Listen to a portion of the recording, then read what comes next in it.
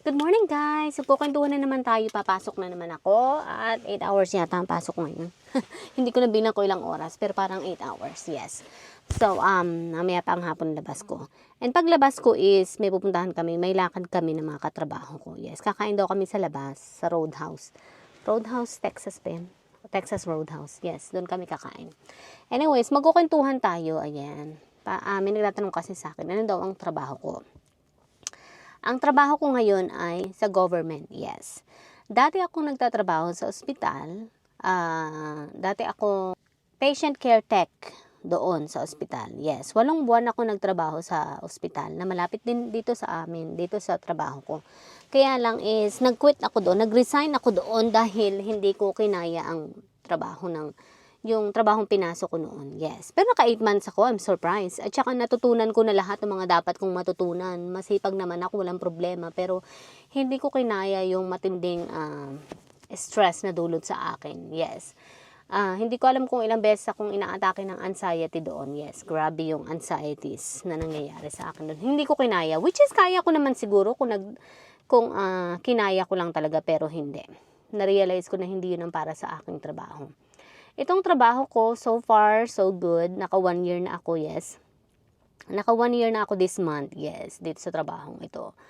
And masasabi ko na okay naman, maayos naman. Wala akong problema sa trabaho ko rather than matrabaho talaga. Kasi itong trabaho ko ay hindi lang siya basta iisa lang ang trabaho. Marami akong trabaho as in all around dito sa Amerika, yes. Wala kang trabaho dito sa Amerika na makukuha na talagang isa lang ang trabaho mo. Okay? Kaya yung sabi, parang sa Pilipinas din naman ganun din, di ba? All around din sa Pilipinas, di ba? Nagtrabaho ako sa Pinas noon. Nagtrabaho ako sa Pinas noon na bilang isang sales, yes.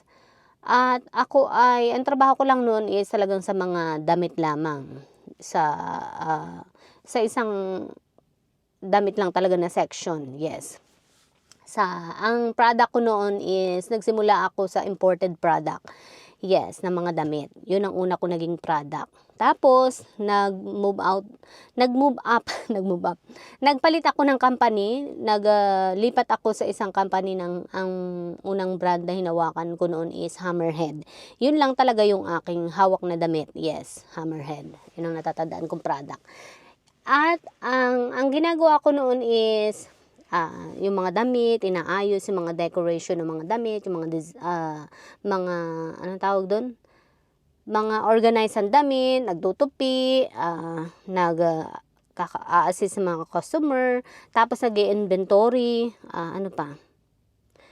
Yun lang yung ginagawa ko. Pero itong trabaho ko, simula nang dumating ako dito sa Amerika, sabi ko nga, marami siyang trabaho, hindi lang aapat, hindi lang tatatlo ang trabaho mo, as in talagang nakatoka sa iyo lahat, yes.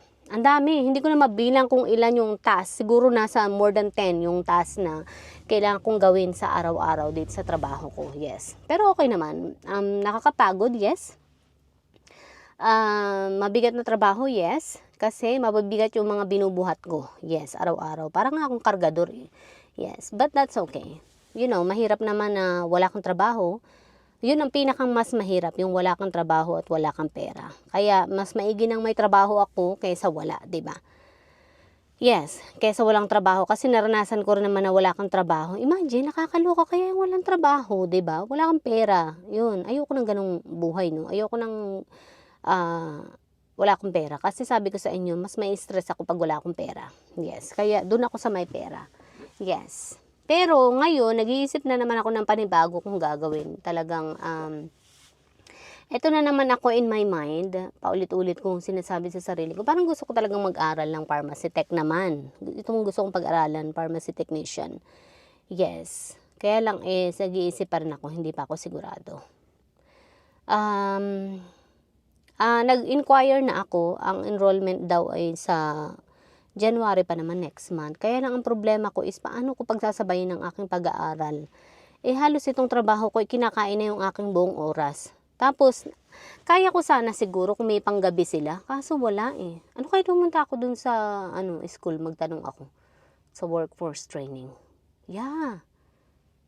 Pero hindi, nagtanong na ako dun sa email eh. Pero hindi naman sinagot yung email ko. Pero mas mabuti siguro kung pumunta na lang ako doon. Kaya ko siya kung mag-aaral ako ng panggabi. Dahil 4 na oras lang naman yung pag-aaral eh. Yes. 4 na oras kada araw. At saka 3 araw lang sa isang linggo. Monday, Tuesday, Wednesday. Kaso nga, nawala yung panggabi na yun. Naging pang-araw na lang siya. Sus Ginoo. So, hindi po pwede dahil itong trabaho ko ay halos kinakain ang buong araw ko, buong oras ko, at ang buong kahit weekend, nagtatrabaho ako dito sa trabahong ito. Minsan, nagtatrabaho ako ng 6 days a week. Yun. Tapos, isang araw lang pahinga. Minsan, 2 araw ang pahinga. Minsan, paswertihan na makatatlong araw ka. Kagaya last week, nakatatlong araw akong pahinga. Yun. Pero, hindi siya palagi. Kaya nag-iisip na naman ako, magpalit na naman ng karir. Yun. Kaya Lord, tulungan mo po ako sa gagawin ko. Nag-iisip ako kung kinakailangan ko bang tumigil sa pagtatrabaho at mag-aral. Yun, kumbaga magsasacrifice muna ako. Parang yun lang yung tanging paraan eh, tanging pag-asa. Yes. Kaya ko naman na pagsabayin. Tapos, pwede rin ako mag-part-time ng trabaho dito sa commissary. Magbabagger muna ako habang ako'y nag-aaral para ako'y magkapera. Yes. Yes.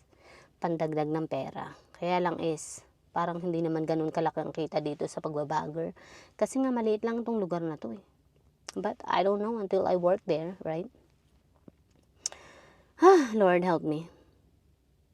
So yun ang gagawin ko. Nag-iisip ako. Anyways, mag-iisip ako na mag-iisip.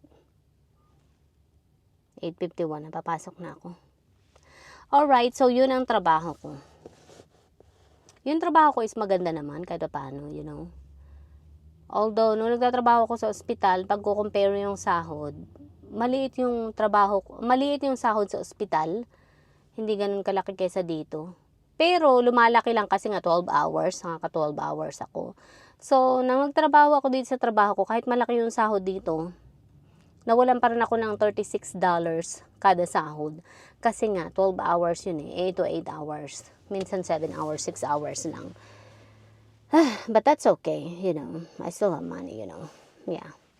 But at least wala akong stress. Ang stress ko lang dito yung mga customer minsan. Yun, na hindi marunong mag-pay attention.